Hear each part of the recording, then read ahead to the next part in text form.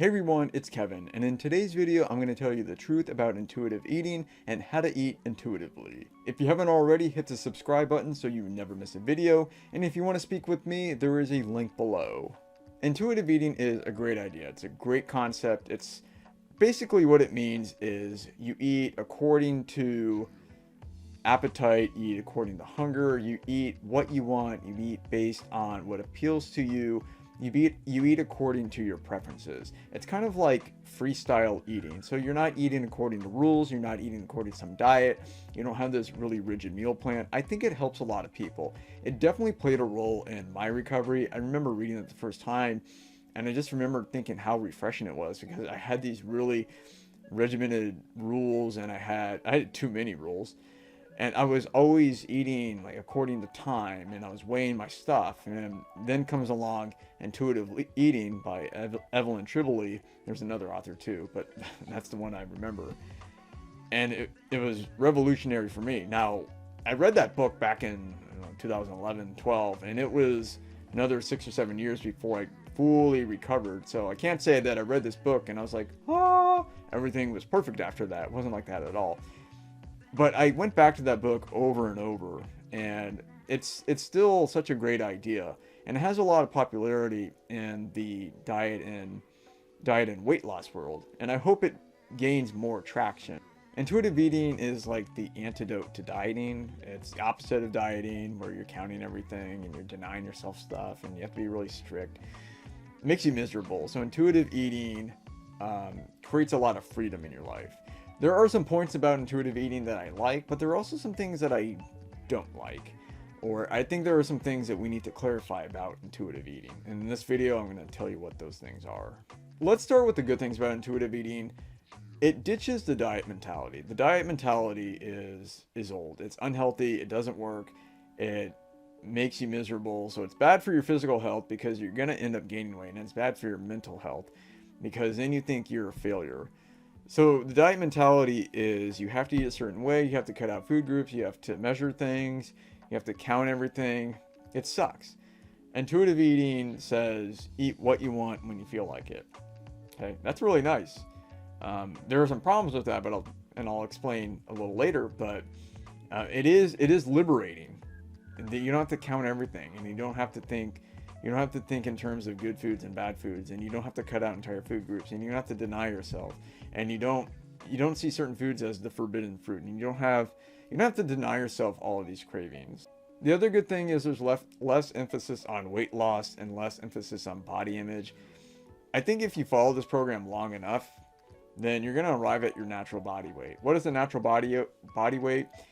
If you ate a variety of foods and you always ate according to hunger, what would your weight be after a year?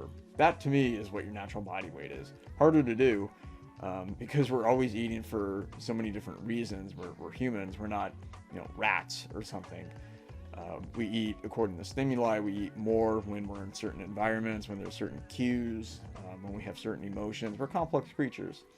But if you only ate according to hunger and you just ate a variety of whole and processed foods, you would arrive at your natural weight. I think anybody would. The other good thing is that it allows you to follow your hunger. That's why you should be eating 90% of the time.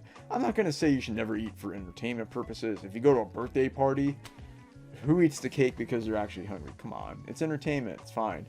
10% of the time, it's cool. Okay, but 90% of the time, you really need to be eating based on your hunger, and you're the only one who can calibrate that. So you have to experiment with different portion sizes. For me, I know what a decent portion is.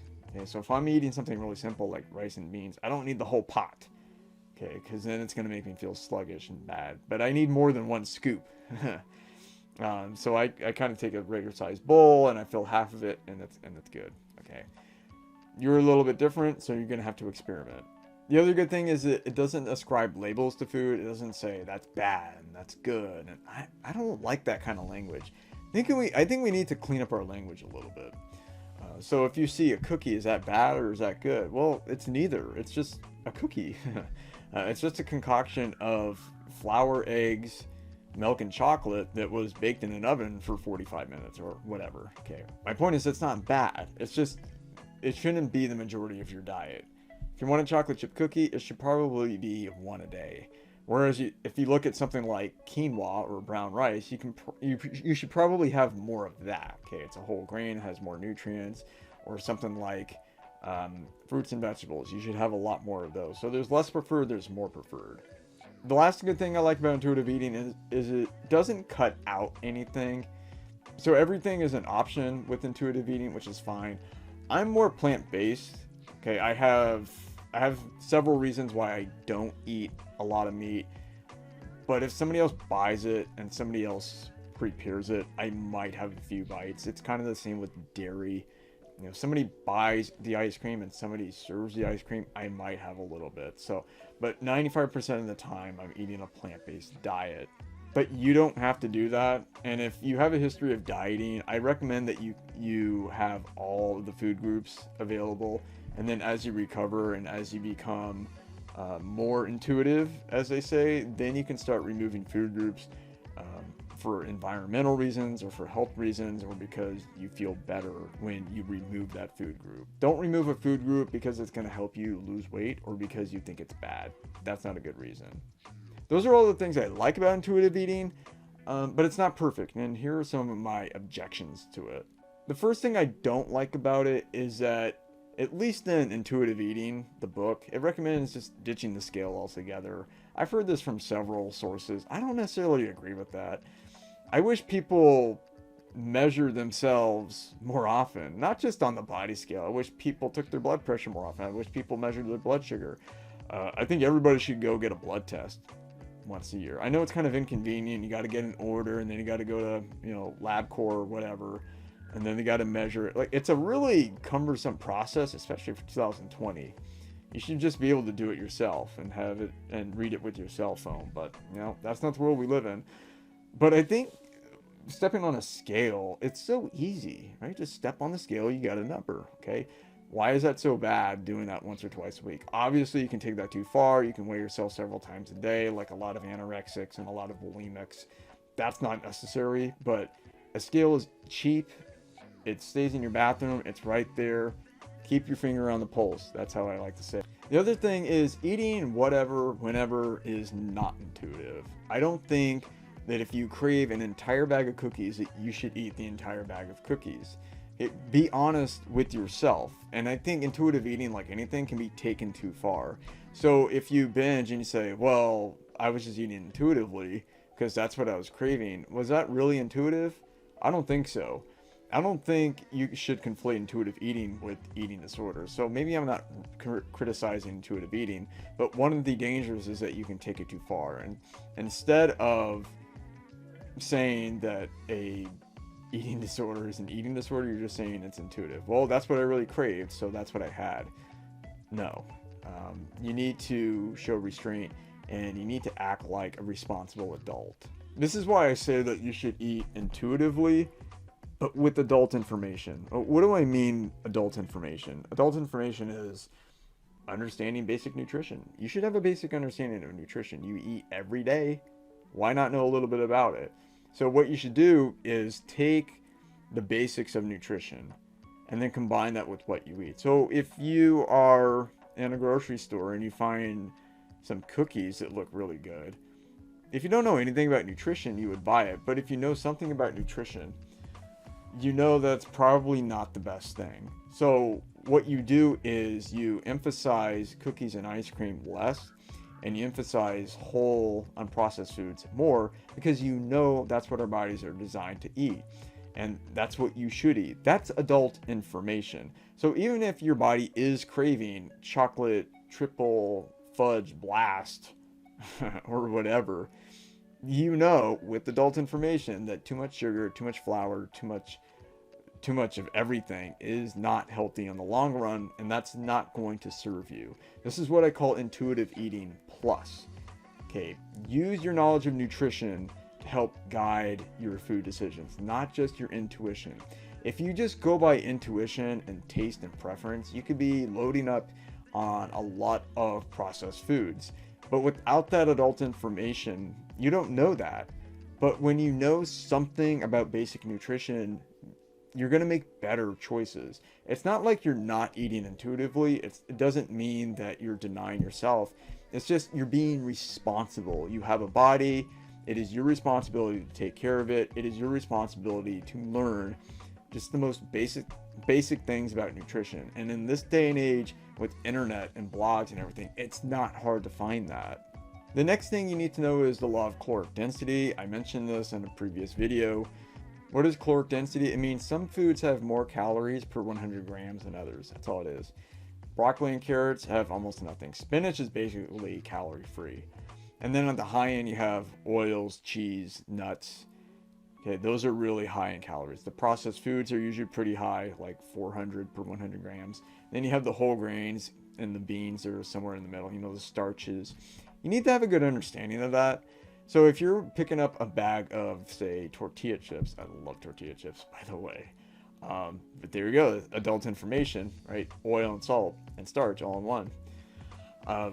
I know that that's pretty high, so I limit myself. I'm not going to sit there and mindlessly munch on tortilla chips or even tortilla chips and guacamole. So there you go. So guacamole, not super high in calories, but it's kind of moderate. So I know that I shouldn't eat the entire tub. Not that I would feel hungry for that. But if I had this intuition to just load up on avocados, with my adult information, I would know that I shouldn't do that. If I want to eat mindlessly and I just want to eat a large volume of food, then I'm going to go with some fruits and vegetables, because it's really hard to overeat those.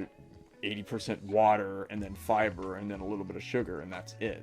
Personally, I lose weight and maintain it on a lower fat diet than on a higher fat diet, more like volumetric type diet. Doesn't mean I don't eat higher calorie foods like nuts and avocados. I just try to limit it. It's just really easy to go overboard on the calories. But again, this is another example of adult information. I understand caloric density. I understand carbs, proteins, fats. I understand what's in these foods. I understand processed versus whole. Again, basic knowledge of life. The last thing I'll say about intuitive eating is you should give yourself permission to eat anything and everything, but you should also give yourself permission to say no. Saying no is a really powerful thing, because you're going to get cravings and urges, especially if you have a history of eating disorders, and some of you watching this do. You've said yes too many times. You get this craving, you get this impulse, you get an urge, whatever it is, and you say yes too many times. Now it's time to say no. It's time to say no to cravings. You have to deny yourself sometimes. Even if you feel like getting seconds, you probably shouldn't. Even if you feel like having ice cream, you probably shouldn't. Even though you want the super size, you should only get the regular size. Okay. Denying yourself isn't a bad thing. And that's not necessarily dieting. It's just recognizing what your needs are and what the responsible decision is. If you have an eating disorder, your problem isn't that you deny yourself. The problem is, unless you're anorexic, the problem is you're not saying no enough. Learn to say no. It might not feel comfortable in the moment, but that's your only way out, is to learn to give yourself permission to say no sometimes. But again, this is being an adult. You have to know when to say yes and when to say no. When you're at your child's birthday party, it's time to say yes to the cake and participate. When you want to get seconds, when you're already full, when you get a craving or some spontaneous urge to eat something, that's a time to say no. I hope you enjoyed this video on intuitive eating. Remember, don't forget to subscribe, and if you want to speak with me, there is a link below. If you liked this video, I'm sure you'll like one of the other videos that you see on the screen. Click one of them, and I'll see you there.